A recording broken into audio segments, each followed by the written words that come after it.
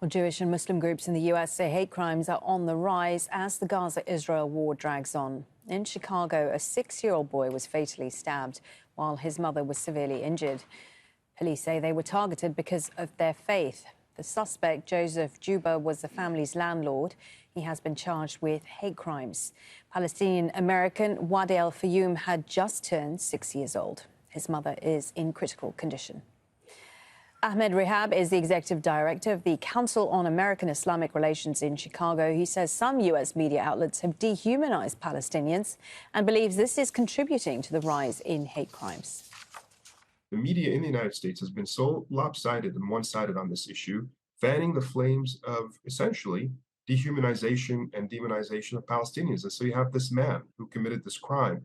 He had never had any issues with these neighbors, these tenants of his, up until he started watching the recent cycle of news.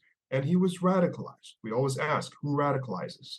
In this case, I'm pointing the blame, in part at least, to our officials in our media and the irresponsible coverage of what's happening in Palestine that dehumanizes Palestinians. In social media, there's more of a chance for two sides to the story, two opinions about what is happening to emerge. We're not seeing that in the broadcast or print media, certainly not in the statements of officials. However, even in social media, unfortunately, we are seeing a censoring, an active censoring of positions that support Palestinian, essentially human rights. This isn't even, I mean, I'm not aware of anybody in my circle or in my community who's supporting, terrorist acts against Israelis or attacks against Israelis of any kind, civilians.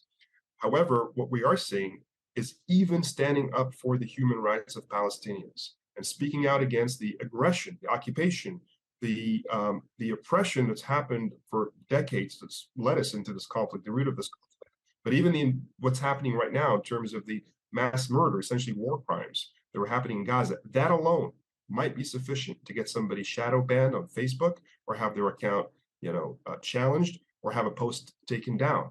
So even on social media, we're seeing a challenge to free speech.